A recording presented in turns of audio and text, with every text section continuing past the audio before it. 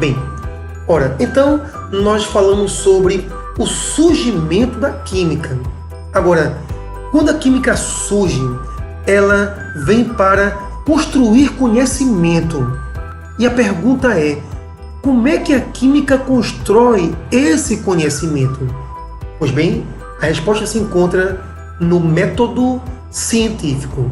Então, nesse momento, estimado aluno, nós iremos verificar o método científico pelo qual o conhecimento químico é construído. Vamos então avançar em nossos estudos. Ora, o método científico, ele tem algumas etapas básicas: observação, questão, hipótese, experimentação, análise e, por fim, a conclusão.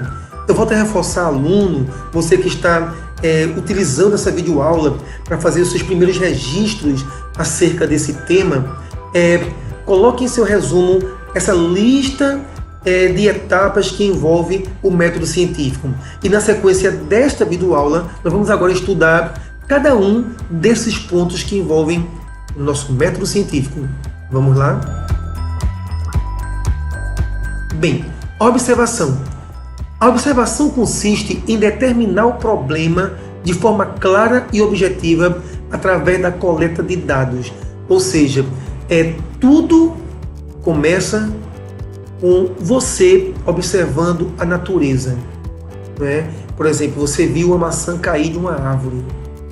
Essa observação leva a uma pergunta: por que a maçã caiu? Apenas um exemplo, ok? Então, o método científico começa com observar. Na sequência, essa observação ela é feita seguida de coleta de dados, não é? Ou seja, você une informações suficientes para se propor uma hipótese, não é? Então, a coleta de dados ela pode ter duas possibilidades. Ela pode ser qualitativa, qualidade qualitativa, que não possui números como informação, tipo cor, sabor, dimensões, massa, peso. Ela tem apenas aspectos qualitativos, tá certo? E tem a questão quantitativa, ou seja, você verá números que estão medindo massa, peso, volume, comprimento e outros dados. Então, a observação ela é constituída de uma coleta de dados, e esses dados coletados podem ser qualitativos ou quantitativos. Avançando, nós temos agora a questão. Conforme já falei anteriormente, quando você observa algo, automaticamente, mesmo que você não queira, você pergunta. Então, questão pergunta ou conjunto de perguntas acerca de um fato que precisa ser explicado. Busca-se respondê-las através de hipóteses. Então, as questões surgem para aquilo que você observou, né? E essa questão, certo? Ela vai resultar em você propor hipóteses para responder aquela questão. Na sequência, temos então, logicamente, a elaboração de hipóteses. A formulação de hipótese consiste em propor uma possível explicação para aquela observação que você tinha realizado, não é? Uma explicação ou possível solução para o problema, certo? Então, quando você observa, a observação é acompanhada de coleta de dados, ok? E essa coleta de dados, levantada na observação, okay, ela pode levar a uma hipótese, ou seja, propor uma explicação para aquilo que foi observado antes. Ora, quando você lança uma hipótese, você tem que testar essa hipótese para que ela possa ser validada. Né? Então, o método científico ele passa pela experimentação, ok? Você perceba que é algo realmente típico da química, experimentar. A experimentação é a etapa em que testam-se as hipóteses para que sejam reunidas novas observações que sustentam ou não sustentam aquela hipótese. Então, quando você lança uma hipótese, você faz experimento para verificar se ela se sustenta. O experimento ele pode dar validade à hipótese ou pode mostrar que a hipótese não se confirma. Então você lança uma nova hipótese e experimenta. E o experimento pode confirmar ou não. Se não confirma, desculpe ser repetitivo, aluno, se o experimento novamente não confirma a hipótese, você lança uma nova hipótese, experimenta, até que um conjunto de experimentos venha a validar aquela hipótese. Bem, quando um conjunto de experimentos valida a hipótese, é porque o experimento foi acompanhado de análise criteriosa. Análise é aquela fase do método científico em que você examina as informações obtidas durante a observação e as experimentações. É bom lembrar que a experimentação também é acompanhada de novas observações. E a análise do que foi observado nas experimentações, essa análise é que pode gerar grandes conclusões, coerentes, corretas conclusões. Bem, sendo assim, se o exame dos experimentos foi realizado com segurança, nós chegamos à conclusão. Conclusão é o resultado obtido pela análise dos experimentos, aqui está escrito errado, que testaram hipóteses formuladas para responder uma certa questão. Veja só, a cadeia de dados que tem esse conceito. Conclusão é o resultado obtido pela análise dos experimentos que testaram a hipótese. Hipóteses essas formuladas a partir de alguma observação, certo? Agora, vamos falar um pouco mais sobre a conclusão. A conclusão, na verdade, ela pode chegar ao enunciado de uma lei ou o enunciado de uma teoria. Então, a conclusão pode ser formada na forma de lei ou a conclusão pode ser elaborada na forma de teoria.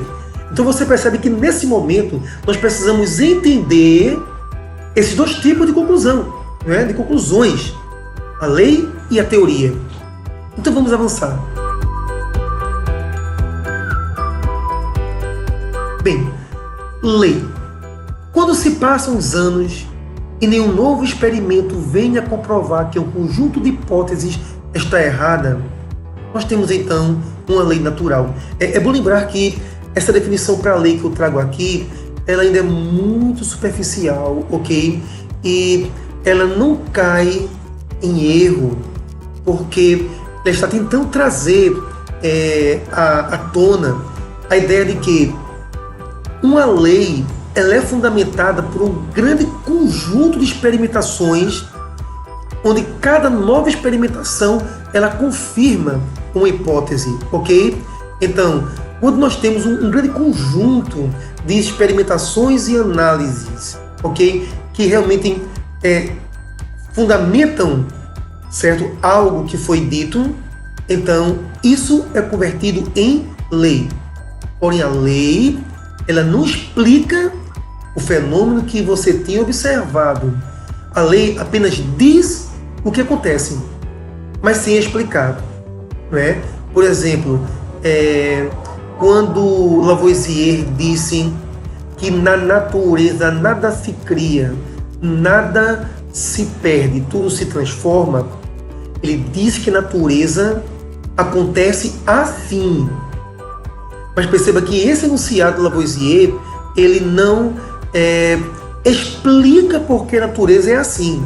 Então a lei, ela diz algo que acontece e que é comprovado que a natureza acontece daquela maneira.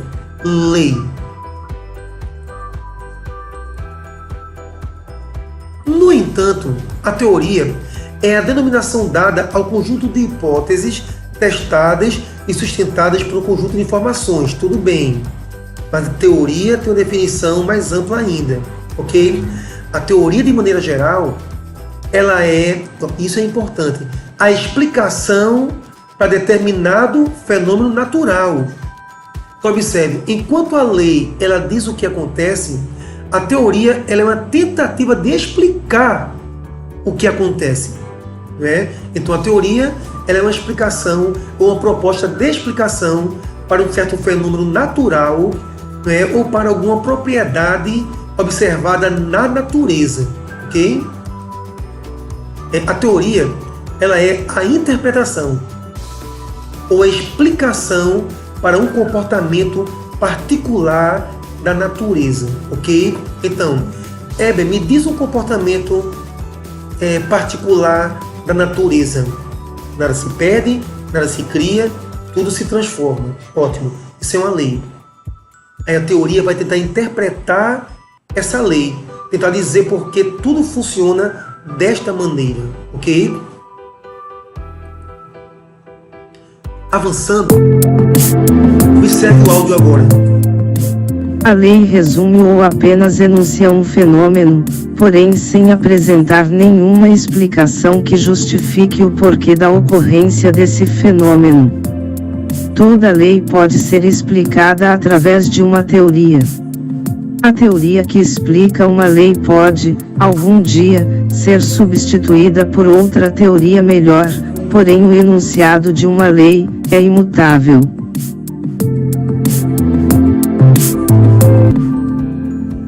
Bem, então esse quadro é importante porque ele faz um resumo muito nítido, ok?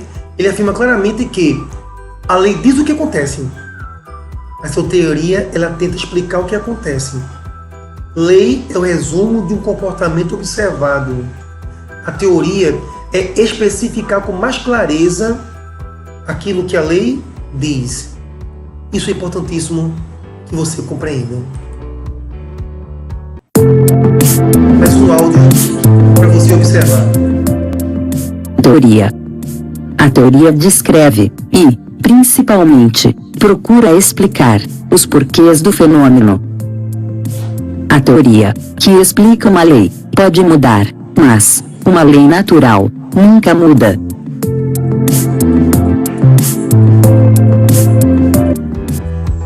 Bem, então podemos estabelecer aqui algumas conclusões, ok? Primeiro, um exemplo acerca de lei e teoria é aquilo que é observado no enunciado da Lei da Conservação da Massa de Lavoisier. Na verdade, essa tela da videoaula está apenas deixando bem claro aquilo que eu já usei como exemplo ao longo dos comentários, certo? Então, um exemplo, Lei da Conservação da Massa de Lavoisier. E a explicação para essa lei foi a teoria atômica de Dalton. Dalton usou a ideia de átomo para explicar por que a massa se conserva, ok? Esse vídeo vai falar acerca dessa relação de Lavoisier com Dalton. Do que é feito o fogo? Por que as coisas se queimam? É a típica pergunta que as crianças fazem e os adultos se enrolam para responder. Hoje o físico Marcelo Gleiser vai contar a história do cientista que encontrou a resposta para essa pergunta. Um gênio que terminou seus dias de forma trágica. Da Grécia Antiga às civilizações orientais, muitas culturas acreditaram durante 2000 anos que tudo que existe é composto de 4 elementos: água, fogo, terra e ar seriam os ingredientes básicos de tudo. Mas na virada para o século XVIII, a ciência caminhava a passos largos. Já não dava mais para acreditar que apenas 4 elementos fossem a matéria-prima do mundo. Naquele momento, cientistas se perguntavam: afinal, o que é a água? Seria algo puro, elementar, ou seria uma mistura de ingredientes? E o fogo? Você já parou para se perguntar por que as coisas se queimam, se desfazem, viram pó?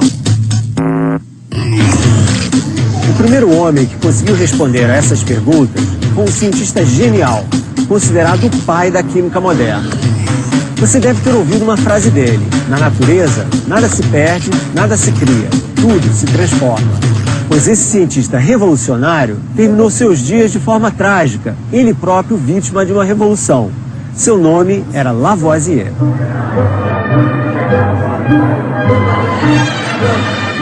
Antoine Lavoisier nasceu em berço de ouro e viveu como um nobre em Paris na metade do século XVIII. Tempos em que a riqueza de poucos começava a incomodar os muitos que passavam fome. Excelente aluno, com apenas 25 anos, ele entrou para a Academia de Ciências da França. Um gênio precoce. Só que, além de químico brilhante, Lavoisier era também coletor de impostos. Isso às vésperas da Revolução Francesa, aquela que terminou com uma grande revolta popular bem aqui na Praça da Bastilha, em Paris. No laboratório, o jovem Lavoisier fazia suas experiências com a ajuda da mulher, a bela Marianne, que tinha apenas 13 anos quando eles se casaram. Foi numa dessas experiências que Lavoisier descobriu por que as coisas pegam fogo. Bem, as coisas pegam fogo por causa do oxigênio que existe no ar.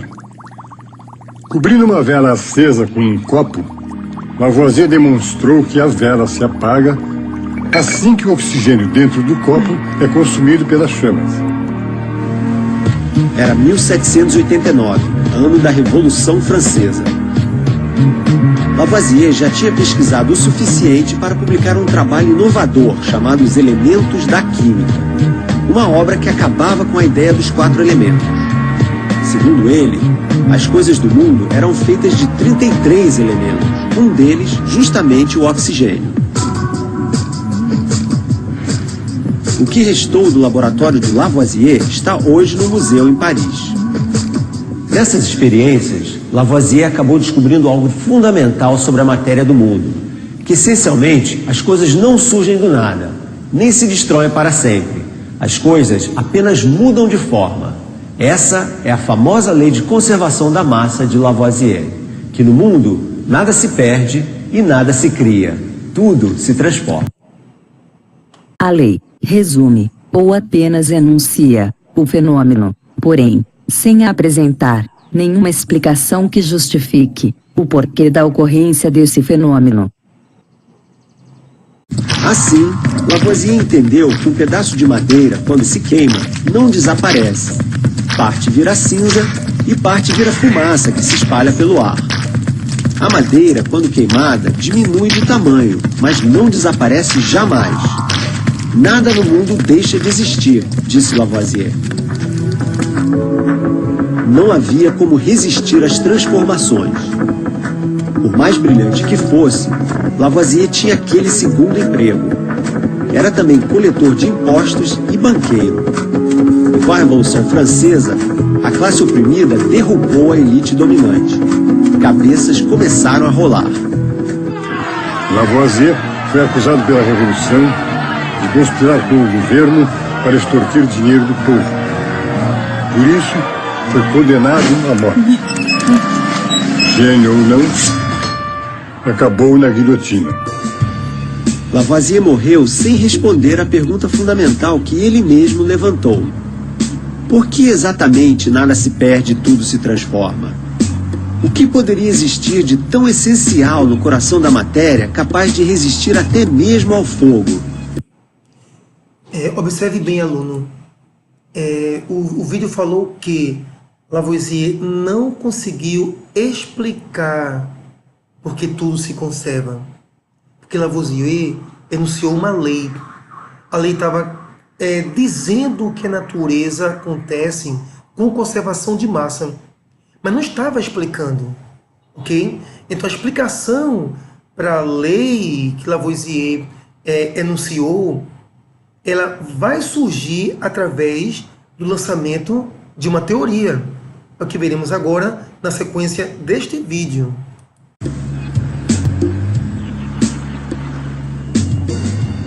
No início do século XIX, o mistério da composição da matéria começou a ser desvendado.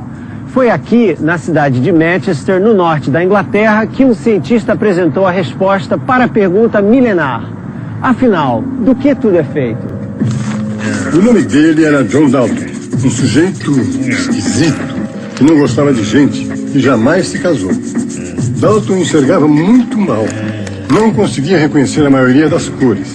A doença que ele tinha nos olhos veio a ser batizada de daltonismo, em sua homenagem. Mesmo assim, Dalton foi capaz de mirar longe e buscar lá na Grécia Antiga a resposta para o mistério da matéria. No primeiro capítulo da nossa série, conhecemos a história de Leucipo e Demócrito. Leucipo e Demócrito disseram: tudo que existe no mundo é composto de átomos. Em grego, átomo é aquilo que não pode ser cortado, é indivisível. Por causa disso, esses filósofos ganharam o nome de atomistas. A matéria do mundo, para eles, era composta de pequenos grãos, os átomos. Tudo é feito de átomo. Essa foi a resposta de Dalton, inspirada na sabedoria grega. Fazia sentido. Se toda a matéria do mundo é composta de pequenos pedacinhos, os átomos, isso explica por que nada se perde quando um pedaço de madeira...